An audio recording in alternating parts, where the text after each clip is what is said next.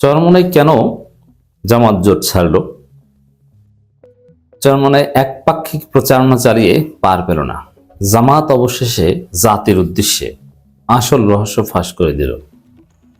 দর্শক, খবর, উচ্চাকাঙ্ক্ষায় জোট ছেড়েছে ইসলামী আন্দোলন জামাত ইসলামী। এর মানে চরমোনাই যে প্রপাগান্ডাগুলো ছড়াচ্ছে যে তারা ইসলামিক নীতি আদর্শ প্রশ্নে জোট ছেড়েছে, এটা তো মামুনুল হকই চরমোনাই এই প্রপাগান্ডা খেয়ে দিয়েছেন। জামাতের কি ডেভিয়েশন যে শরিয়া আইন মানি না, শরিয়া আইন থেকে বের হয়ে গেলাম, প্রচলিত আইনে দেশ চালাবো। এই শরিয়া আইন থেকে জামাত বিচ্যুত হয়ে গেছে, এই যে প্রপাগান্ডা, এটা যে মিথ্যা, এটা মামুনুল হকই চরমোনাইকে দোলাই দিয়ে ঠান্ডা করে দিয়েছে। তাহলে চরমোনাই কেন জোট ছেড়েছে? দর্শক, স্পষ্ট করে জামাত বলেছে রাজনৈতিক উচ্চাকাঙ্ক্ষা। রাজনৈতিক উচ্চাকাঙ্ক্ষা কি? মানে বেশি চায়, বেশি সিট চায়, উপরে উপরে বলে ইসলামী নীতি আদর্শের প্রশ্নে আমরা জোট ছেড়েছি। মিথ্যা কথা। আসল কথা হচ্ছে যে বেশি সিট দাও, আমাকে বেশি ক্ষমতা দাও। ক্ষমতার লোভ, ক্ষমতার লোভ কত প্রকার কি কি, হালুয়া রুটির লোভ কত প্রকার কি কি, এই চরমোনাইকে দেখলে বোঝা যায়। আর ফলে যে আমরা ক্ষমতার জন্য রাজনীতি করি না। সামান্য অযৌক্তিক কয়েকটা সিটের কারণে আপনারা একটা ইসলামপন্থীদের একটা মহা একটা ঐক্য ভেঙে দিলেন। পুরো জাতি আপনাদেরকে সিসি করছে আর বলছেন ইসলামী নীতি আদর্শ না, ইসলামী নীতি আদর্শ না। প্রশ্ন হচ্ছে পলিটিক্যাল অ্যাম্বিশন। কি অ্যাম্বিশন? তাও জনগণের স্বার্থে যদি কোনো সুস্থ ধারার অ্যাম্বিশন হয়ে থাকে, ভালো অ্যাম্বিশন হয়ে থাকে, that would be different. But here ambition is অযৌক্তিকভাবে 2-4টা সিট বেশি দাও। যদি এরকম যে না, তাদের প্রার্থীকে দিলে তারা জিতে আসতে পারে, তাদের কোয়ালিটি আছে, তাদের সেই বেস রয়েছে। হ্যাঁ, এককভাবে জিতে আসবে তা না, জামাতের সহায়তায় জিতে আসবে সেরকমও নাই।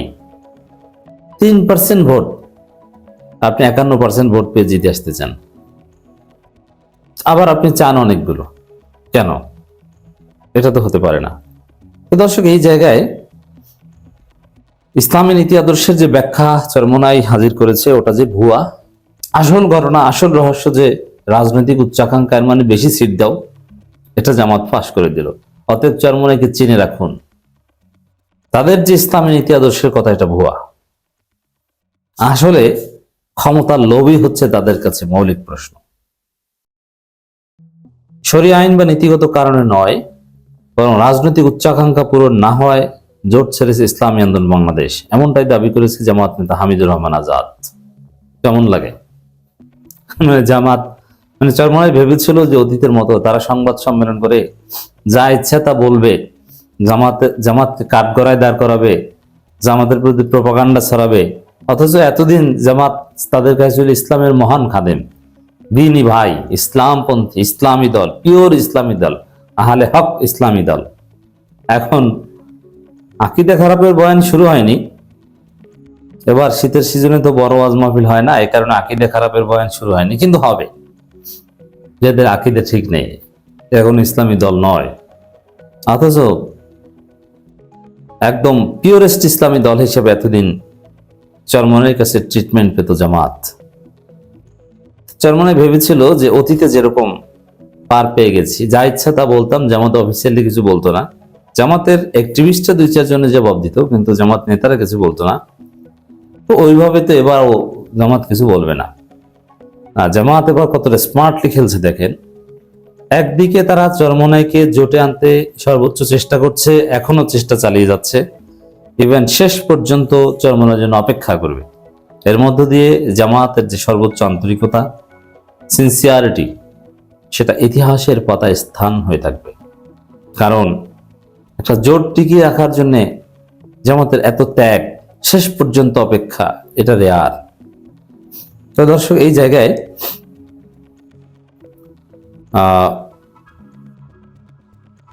হামিদুর রহমান আজাদ, এহসানুল হক জুবায়ের থেকে শুরু করে জামাতের দায়িত্বশীল পর্যায়ের নেতা, মানে তারাই সংগঠনের প্রতিনিধিত্ব করেন, তারা যেভাবে একের পর এক জবাব দিচ্ছেন। এর আগে এহসানুল হক জুবায়ের অফিসিয়াল স্টেটমেন্ট দিয়েছেন, গাজী আতাউর রহমানের বক্তব্যের জবাব দিয়েছেন। আতাউর রহমান সাহেব যা বলছেন এগুলি সব মিথ্যা, জনমনে বিভ্রান্তি সৃষ্টি করার জন্য মিথ্যাচার করেছেন। এবার হামিদুর রহমান আজাদ আসল ঘটনা বলে দেন। এর আগে জামাত বলেছিল যে মিথ্যা কথা বলছে জন্মনে, বিভ্রান্তি সৃষ্টির জন্য, যে জামাত শরিয়া থেকে বিচ্যুত হয়ে গেছে, অমুক তমুক রাজনৈতিক তুচ্ছতাচ্ছিল্য করেছে, এগুলো সব মিথ্যা কথা, নম্বর ওয়ান। দ্বিতীয়, এবার হামিদুর রহমান আজাদ বলেছেন তাহলে কিসের জন্য জোট ছেড়েছে? আরে ভাই, জোট ছেড়েছে সিটের জন্য, এই যে রাজনৈতিক উচ্চাকাঙ্ক্ষার জন্য জোট ছেড়েছে। রাজনৈতিক উচ্চাকাঙ্ক্ষার অর্থ কি? রাজনীতির উচ্চাকাঙ্ক্ষার অর্থ হচ্ছে আরো সিট দাও, আরো ক্ষমতা দাও, আরো হালুয়া দাও, আরো একটু রুটি দাও, আরো খাই। ফাও খেতে অভ্যস্ত, পরিশ্রম করে খেতে হবে, আপনি তো ফাও খেতে পারবেন না। পীর সাহেবদের এটা একটা সমস্যা, সারা জীবন ফাও খেতে খেতে হুজুরদের অনেকেরই এই সমস্যা আছে, পরিশ্রম করে ইনকাম করতে চায় না। ফ্রি হাদিয়া তোহফা পেলে একটা চাকরি করেন, একটা ব্যবসা করেন, একজনের 150 ভরি 200 ভরি সোনা, এগুলো বুঝি না আমরা, এইসব 200 ভরি স্বর্ণ কোথা থেকে এসেছে? কোনো মানুষ তার অর্নামেন্টের জন্য 200 ভরি 150 ভরি স্বর্ণ থাকে না, ওটা হচ্ছে পীর সাহেব যে হাদিয়ার টাকা পেয়েছেন, ওই হাদিয়ার টাকা দিয়ে বোন নামে স্বর্ণ কিনে তারপরে ভল্টে রেখেছেন। ট্যাক্স টুক্স দেওয়া লাগবে না, তেমন কিছু না, কিছু দেওয়া লাগবে, কিছু বিষয় আছে, কিন্তু নিজে তো বাঁচলেন। অথচ আবার ব্যাংকে টাকা জমা রেখেছি, ব্যাংক ওইটা থেকেও বাঁচলেন। এটা আসলে কি? এটা হচ্ছে ওই আমার ব্যাংকে এত টাকা আছে, ওইটা এড়ানোর জন্য এই কৌশল। আসলে কি ওই টাকা তার স্ত্রী, ওই এত স্বর্ণ তার স্ত্রীকে দিয়েছে? না, এত স্বর্ণ কেউ কাউকে দেয় না। আমরা এলিট ক্লাসে চলি, আমরা জানি যে একজন নারীর, তাও আবার পর্দানশীল নারীর, তার অর্নামেন্টের জন্য কত ভরি স্বর্ণ লাগে ভালোভাবে জানি, আমাদের অভিজ্ঞতা আছে, আমাদেরও স্ত্রী আছে, আমরাও কিনি স্বর্ণ। কিন্তু ওই যে পীর সাহেবদের স্বর্ণ, ওটা হচ্ছে হাদিয়ার টাকা, হাদিয়ার টাকা নিরাপদে রেখেছে যাতে দৃষ্টিকটু না হয়। তো ওই হাদিয়ার টাকা খেতে খেতে এখন নির্বাচনের আসনের সিটও হাদিয়া চাই। তারা যদি ব্যবসা করতো, পরিশ্রম করতো, যেমন আমির জামাত একজন ব্যবসায়ী, তার মেডিকেল কলেজ আছে, ক্লিনিক আছে, তার পরিবারের সবাই কষ্ট করে খায়, ডাক্তারি করে খায়, ডিউটি করতে হয়, রোগী দেখতে হয়, চেম্বার করতে হয়, এমনি এমনি হাদিয়া তোফায় চলেন না। আমির জামাত কোটিপতি কেন? পরিশ্রম করেন, ব্যবসায়ী। তো ব্যবসা করলে, পরিশ্রম করার অভ্যাস থাকলে এরকম ফাউ সিট চাইতেন না। ভোট নাই 3%, সারা বাংলাদেশে এত বছর রাজনীতি করে একটা বেস তৈরি করতে পারেন না, একটা ঘাঁটি তৈরি করতে পারেন না যে এই আসনটা আমরা পাবোই, অথবা কোনোদিন সেকেন্ড হয়ে দেখাতে পারেন না যে এখানে সেকেন্ড হয়েছি, এবার ফার্স্ট, আমাদেরকে দাও। আপনি আলোচনার টেবিলে জামাতের সাথে তর্ক কষাকষিতে একটা যুক্তি দেখাতে পারছেন না, আর আপনি হাদিয়া তোহফার মতো অনেক অনেক চান, অনেক চান। এই হচ্ছে আপনাদের অ্যাম্বিশন।